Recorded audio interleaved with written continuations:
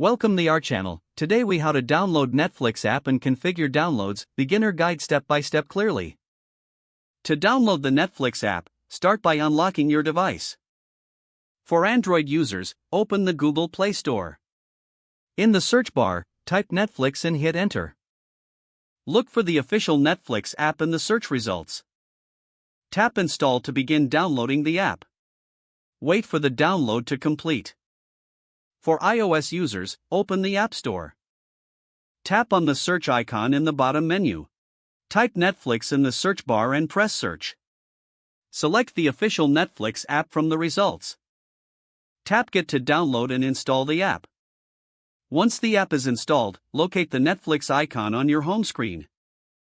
Tap on the icon to open the app. If you already have an account, enter your login credentials. If you're new to Netflix, you can select Join Now to create an account. After logging in, navigate to the home screen of the app. To configure downloads, look for the menu icon, usually represented by 3 horizontal lines. Tap on the menu icon and select App Settings. In the settings, find the Downloads section. Choose your preferred video quality for downloads. Select whether to download over Wi-Fi only or use mobile data. Now, find a show or movie you want to download. Tap on the title to open its details page.